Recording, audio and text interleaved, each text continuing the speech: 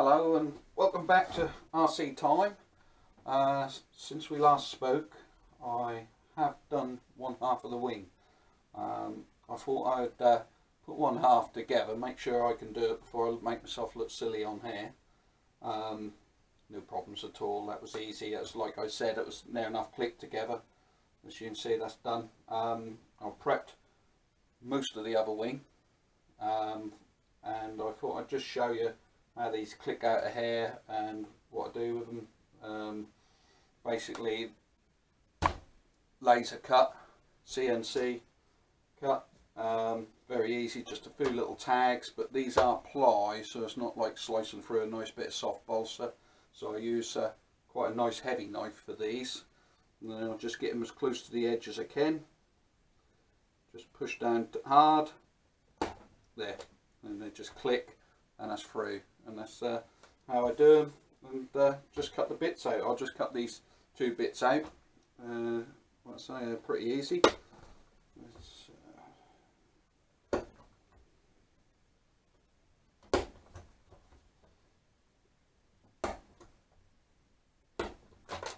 you go, nicely out.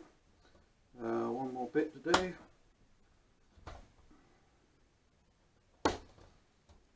Your precision knife will probably struggle with this and break the blade. That's why I just use this heavy duty knife. There you go. There. Right, that. Right, and once I cut them out, you'll see that they're a little bit where the cut was, little dimple there, not much. It'll probably only protrude, ooh, half a millimetre if that, but I mean at the end of the day that will, if that's on a edge where your sheeting's going on, it will put a bump in your sheeting, make your sheeting not stick so well, leave an air gap, glue not attached properly. So I just get well, I think that's 400 grit, that's on one of my, I make these up myself out of bits of ply, just so you got a really nice straight edge with 400 grit sandpaper. Just give them a little rub, that's all it takes. Go.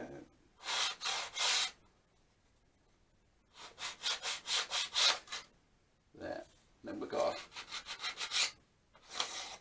really nice surface then ready to go, and that'll save also a little bit more of the sand. And I mean, once the frame works together, I usually just, you know, check it for level across the spars, and sand it if necessary. And that's a harder time to sand it. You always end up breaking a spar, or you know, so you're better to do it before. So that's how I always do it. So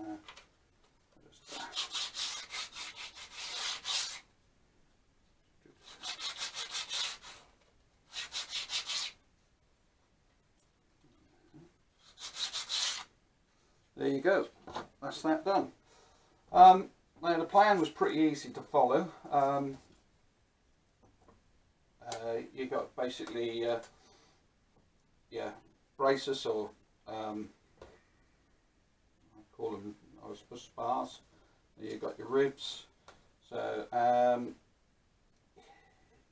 what I found is, don't start from one end, start where the retract go in, because where the retract goes in, let's get the bits for that.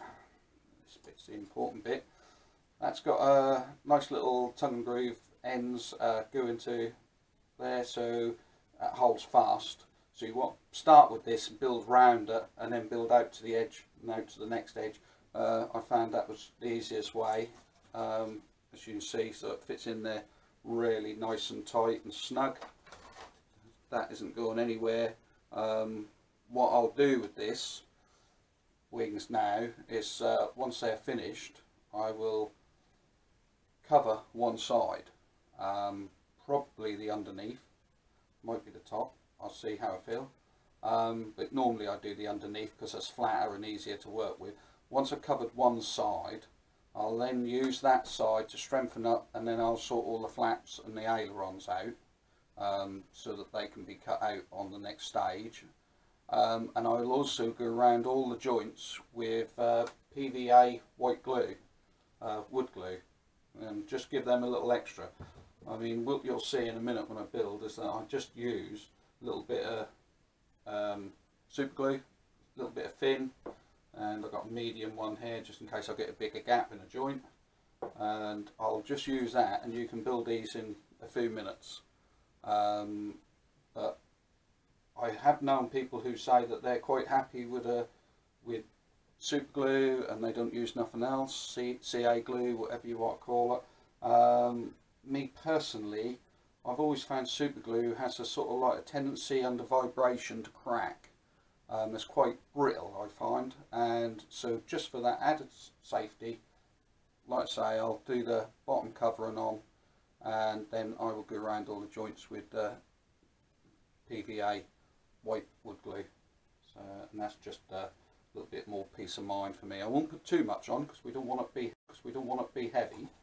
If not, we'll never get it flying. But yeah, that's how I'll do it. So I'll just show you how quick and easy this is. So basically, have a look. Nice pile of bits. Always good for a jigsaw, isn't it? Alright, that's number one. Slide them over here. R2, I've already numbered them. They didn't come numbered, like I said on the earlier video. I had to sit there and number them myself. But that was easy enough to do. You could do it as you go. You know, I only do it because I find it the fastest way, and also it made it better for doing this video. So say that's number 3. Yeah. Okay. That's that. Now,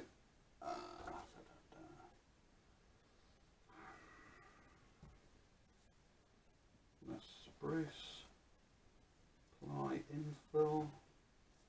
Right, so that's R11, R13, 14, 12.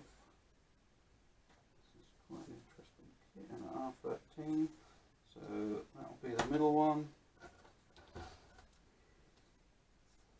that'll be the front one, 14, saw that a minute ago,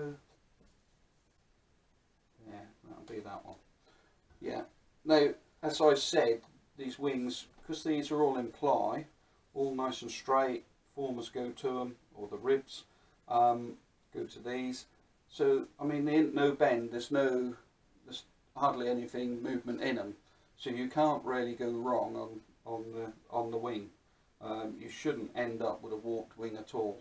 So it does make it a lot easier. Like I say, if this was now Brian Taylor one, we'd be laying these all out and we'd just be putting 4x4 or 3x3 down square, sorry, probably spruce, and we'd be putting that along, and we'd need a right angle, make sure everyone is right angled, make sure they're all level with the plan. You'd have to do a few, let it dry before you could do the other ones, and so on and so forth.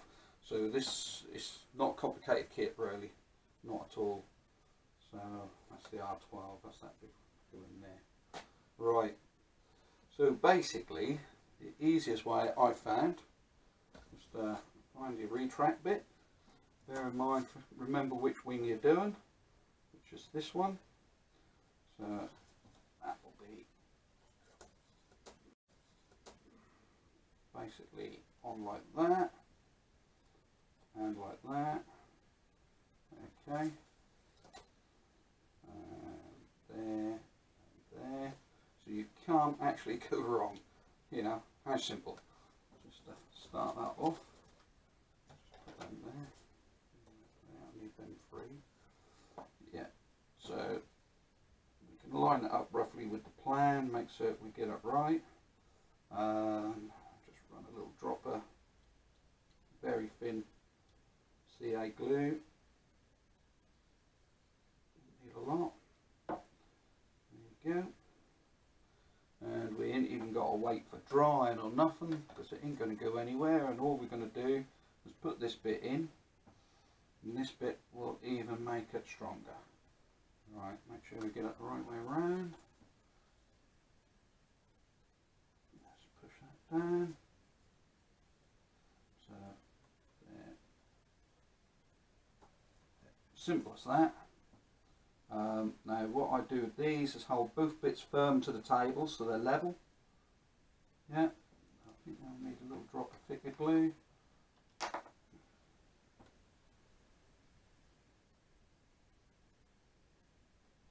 There's quite a big joint there.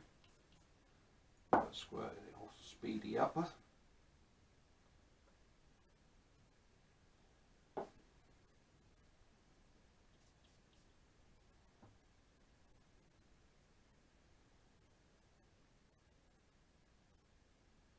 There we go. That's that one in. Yeah, look pretty good. Like I say, you can't go wrong. You know, it's all pre-cut for you, so as long as you put the bits in the right place, there ain't a lot you can do wrong. You know, so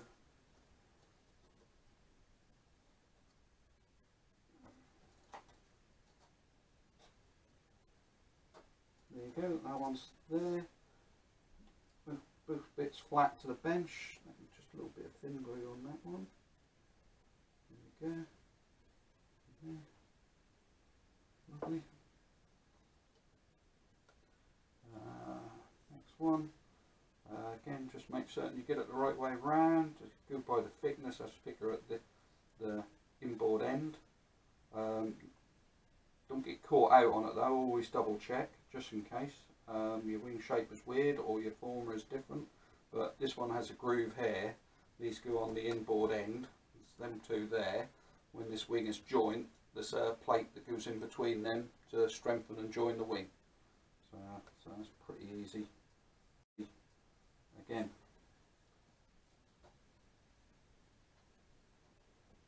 so make sure they're in, push down, flat on the bench. Both bits, yep, happy with that. Little drop of white glue, CA glue. This is just a thin one again. There you go. I like the thin because it does soak into the wood and goes into the joint really well. There we go. Done.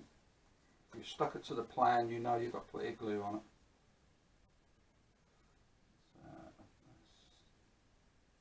Right, that's lined up. There's a slight angle on R1. I'll get that as close as you can.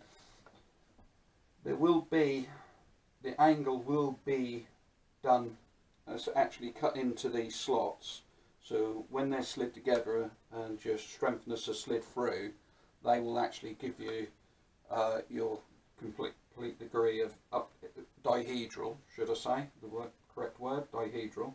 So that'll give you a dihedral no matter where these centre bits are. But if you don't get these centre bits right, then you've got a big gap, or your wing is going to be a few millimetres longer one way than it should be, or when we do the centre join and a little later on and want to join it to the fuselage, that won't be in line. So you want to get these as close as and as correct as you can.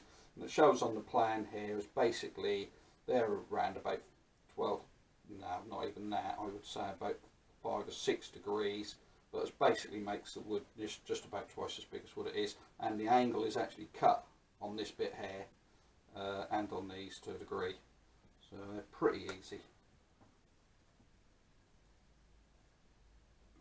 Like I say, I wouldn't class these as a hard kit.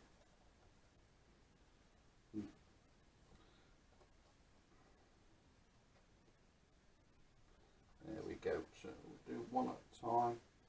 Right, so that goes there like that.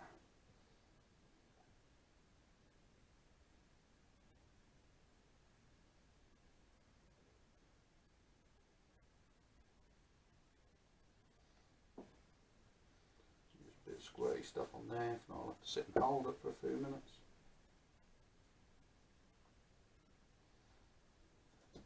There we go. Got it stuck to the plan, so there's plenty of glue on that one.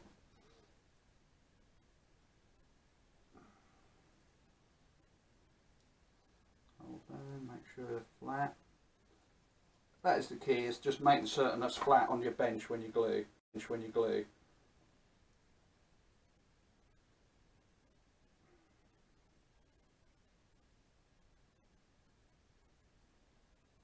So that one's natural spring loaded, we'll pop that up. So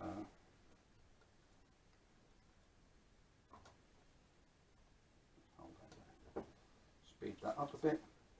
This stuff is brilliant. I don't know if any of you guys use this rocket blaster. I love it. Sometimes super glue can take 2 or 3 minutes to go off. There's no such thing as 30 seconds or 10 seconds as they advertise on telly. But with this stuff it usually is around 10 seconds, so it just speeds things up, saves you sitting there holding it. You know, we all use super glue, CA glue, whatever you want to call it, because we don't want to sit there and hold it. And when you use white glue, I used to use white glue for the whole build. Well, you know, doing this would be stick 3 bits together with weights on it and pegs on it, and you know, come back the next day, and so on so forth, and it took months and months and months to build a model. Now some of these kits, if I got the time, I can build an airplane, you know, in 2 or 3 weeks. I just built a Neuhaus Hawk. That's a 70mm fan one, and it's supposed to have a 70mm fan in it, but I converted it a little bit and got a 90mm fan in, because I don't want to use a catapult. I'd like it to take off on grass, so we'll see whether that works or not. But to be honest, I put the airframe and the covering and done the whole thing in around 2 weeks. I think I spent more time trying to find a set of old retracts to put in it than I did anything else. So you know, you can put stuff together quite quickly, especially using CA glue. So like I say, I like the CA glue, but I don't trust it 100%, so I use it for speed, and then I go over stuff with a little bit of white glue later on. On fuselages, I often get a little bit of white glue, PVA, and I'll mix it 50-50 with water, put it on a paintbrush on a stick, little small kiddies paintbrush, and then I'll paint around the joints with it and let it soak into the wood like that. Just that little bit of extra protection. Right, that joint, better do that before I forget it.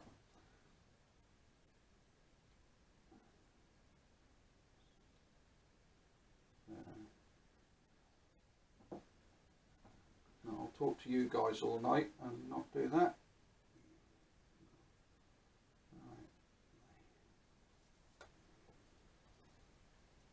There you go, fingers glued to it, so that's good. Not. Put my thumb back. Now that's good and strong. Yep. Right, okay, next bit. So we carry on up the wing now. We can do it further up here. R4. That's that one. That's an easy, just slot in.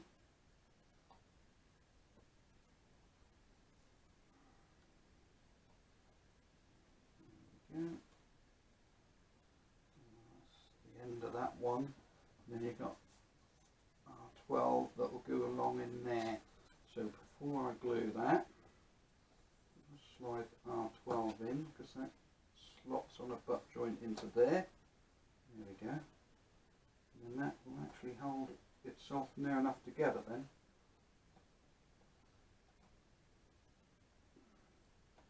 So the design of that is, look, it'll near enough hold itself together without even gluing it. So, you know, that's how easy these can be. Right, so push down, make sure we get this level. There we go. Right. A bit thick glue on there, it's quite a big joint.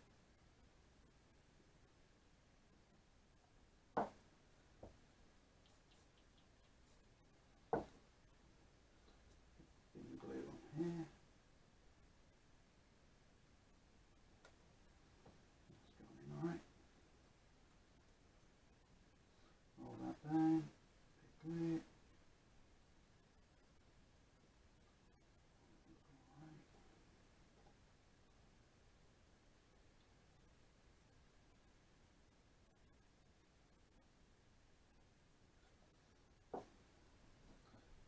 go. Okay.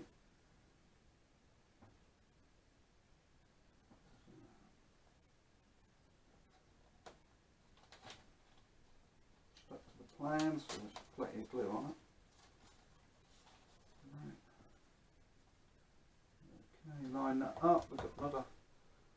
There she is. Correct way round.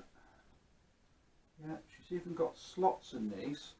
Notice that they've got slots in these ready for the hinges, which is handy. I actually put these ones in the right place as well. They're aileron slots, so I put them in the centre. I may not put them in the centre. I may have put them on the top, but I shall see. But I shall remember they're there anyway. If we don't use them, they'll just get filled later on. If we do use them, they'll get a piece. But what I will do is I shall show you later on. That'll be when wings upside down and been covered on one side. We'll put blocks of soft balsa in here for the hinges to go into and glue into, so they've got something to hold on to. All right.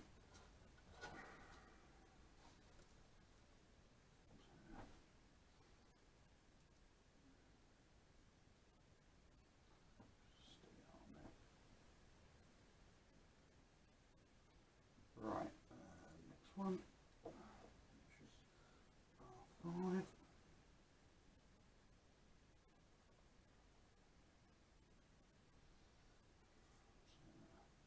Again, just push down, make sure it's level. There's a biggish gap, I use the figure glue.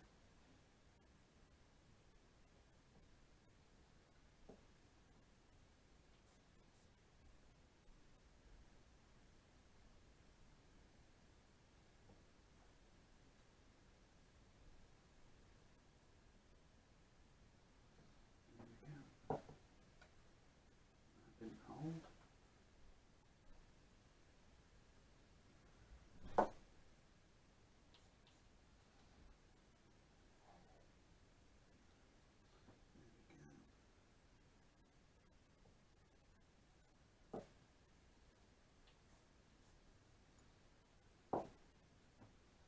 There we go. Right. Two more.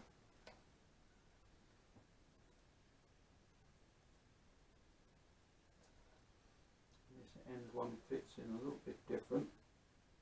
It'd be interesting doing the end tips of these wings, because these actually fit inside the round bits.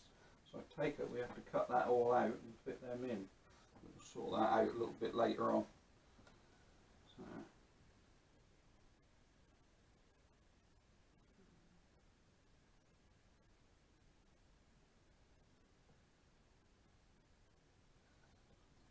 See it?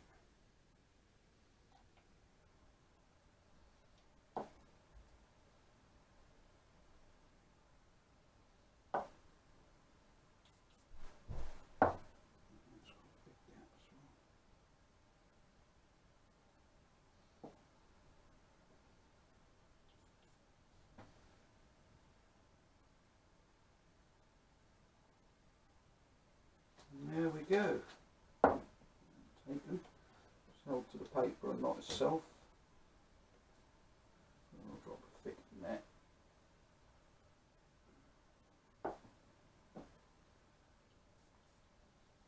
There you go. It's got a good joint on that now.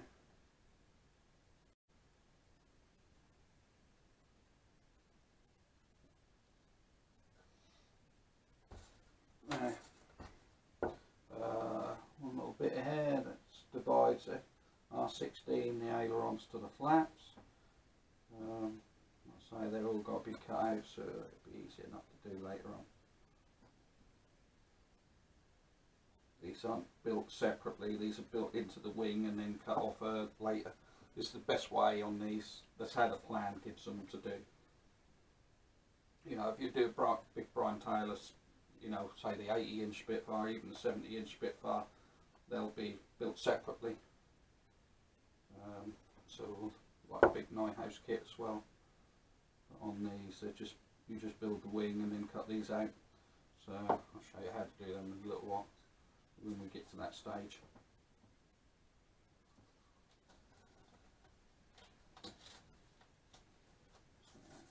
Right, there you have it. Just check dial to go in the front here.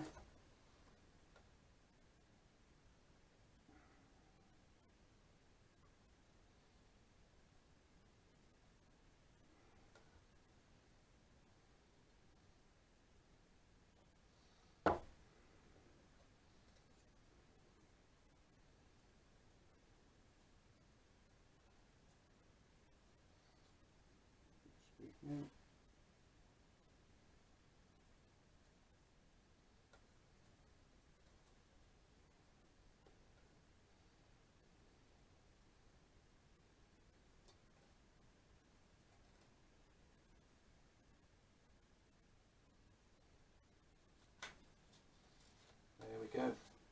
There, simple as that. A few minutes and you've got a wing basically starting to look like it should be. I'll PVA white glue this into there and compress the joint. That doubles up on your former to make your wood thicker. Already done this one. It gives you probably 6mm, and I will probably on the back of here put in a piece of square at least another 6mm. So she'll have 12mm depth for the screws to go into for the retracts.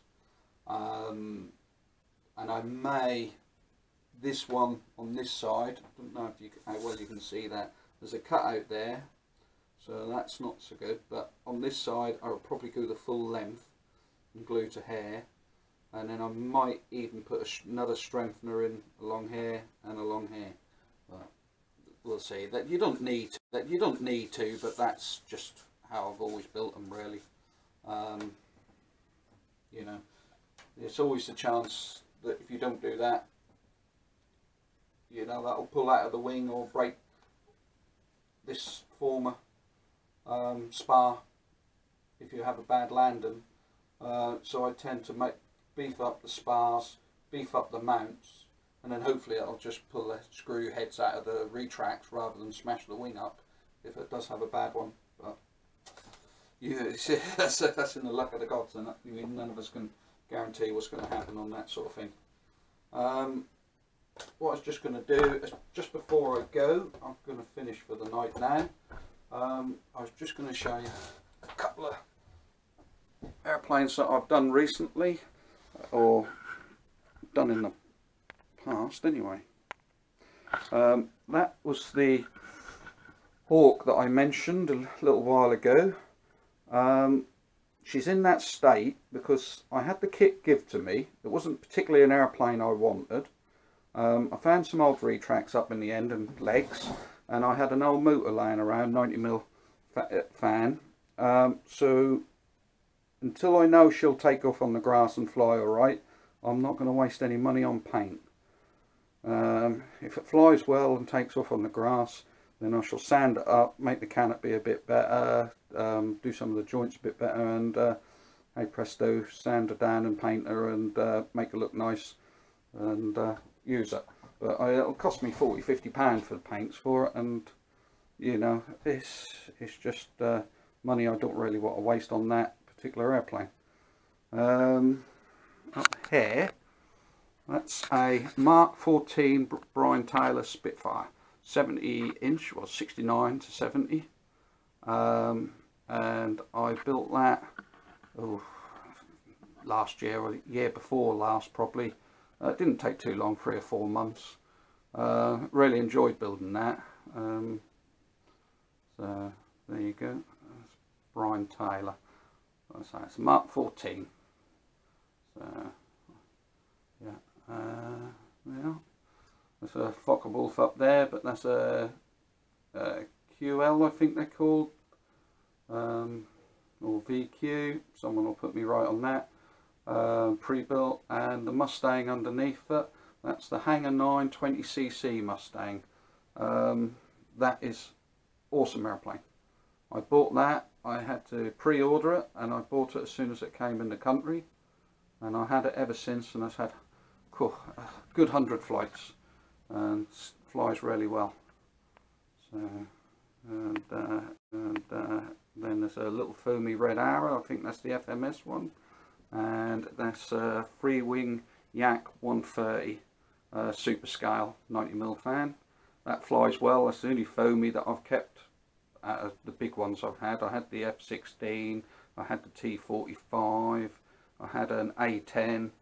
None of them were particularly good on our grass field, but that one's been really good. And this is quite an oldish Hanger 9 Sea Fairy.